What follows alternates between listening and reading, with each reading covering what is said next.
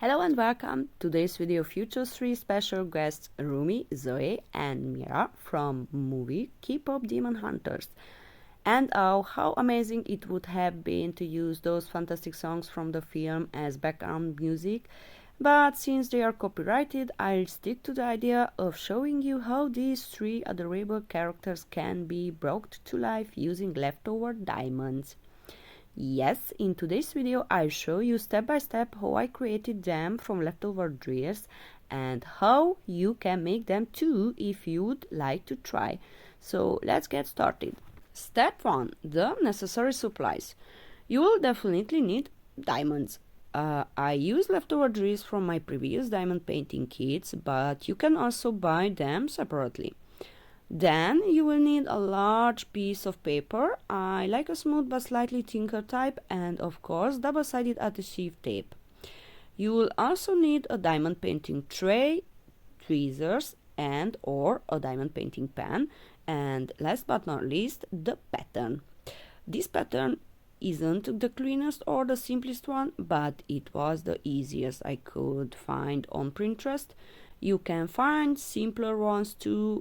I usually search for pixel art, cross stitch, hammer beads, pattern.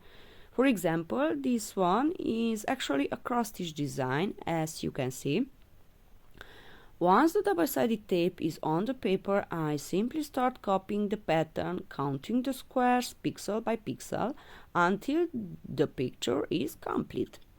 Rumi comes first, followed by Zoey, then Mira. Of course, it's not as fast as it looks in the video. I work on these girls for about 3 to 4 days, roughly 13-15 hours in total. Each diamond is placed one by one, so this is how it really looks in real time. But since I promised a step-by-step guide, there's another super cute and important character in the film that I absolutely love. Come create it with me, Derpy, the tiger demon. I found a lovely pattern on Printerest and printed it out. The squares are much clearer here, making counting easier. Like the girls, I'll make Derpy using square diamonds. Let's check the colors. For the outline, I'll need black, then 3 different shades of blue, orange, yellow, red, and a bit of white. It's not a complicated pattern. The finished size will be smaller than the image. So, I take a white sheet of paper, attach the double-sided tape, trim the edge with a craft knife and fix it to the table with tape so it doesn't move while working. Now I remove the protective sheet and replace it with non-sticky sheets. This is not necessary, but I like doing it this way. The original cover would also work fine. And here are the diamonds I choose. I put them into trays, place the pattern next to me for easy counting, and the fun begins.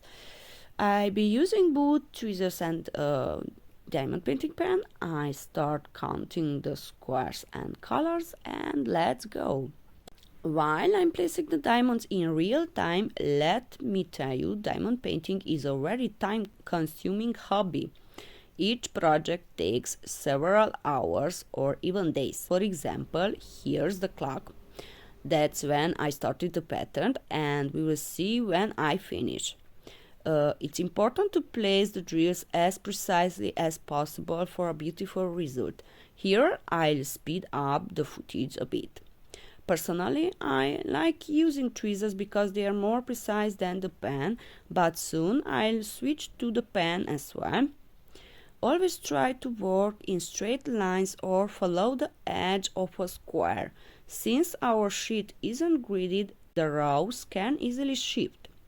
If I had outlined Derpy freely without counting, the rows wouldn't have been straight and some diamonds would have been pushed out of place.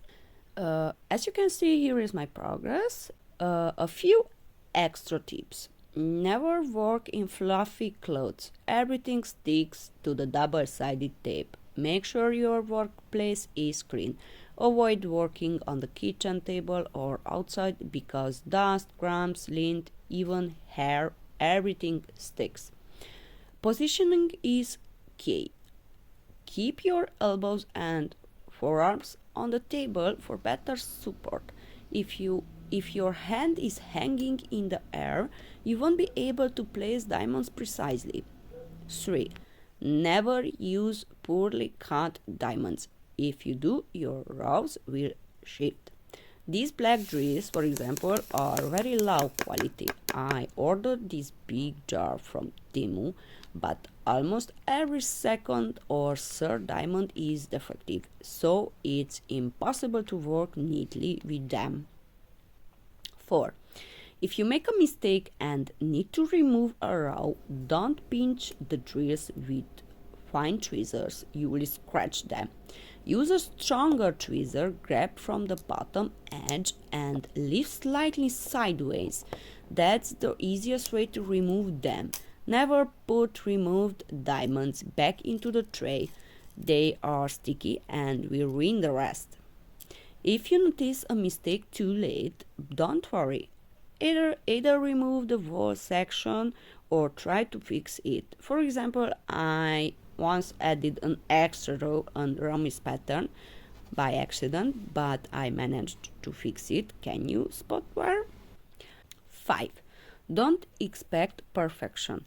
Diamond painting is a handmade craft, not a machine process. Even with precise work, differences in diamond quality can affect the result.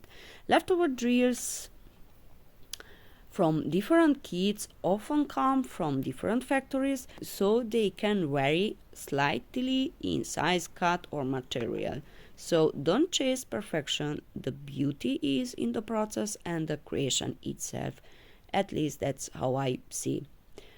Okay, and here is Derpy, all finished. It took me this long to complete, and the size turned out like this. And here are the girls too. I really love the movie, such adorable, amazing characters, and the songs are absolutely wow. Both of my finished pattern are uploaded on Printerest in case you find it easier to recreate them already mapped out in diamonds. If you'd like to see more about diamond painting, feel free, or reader, please subscribe. As you can see, that's exactly what my channel is all about. And if you enjoyed the video, I'd really appreciate it if you hit the like button or shared your thoughts in the comments. Thank you so much for watching. I'm Brigi, sending you lots of love. Bye.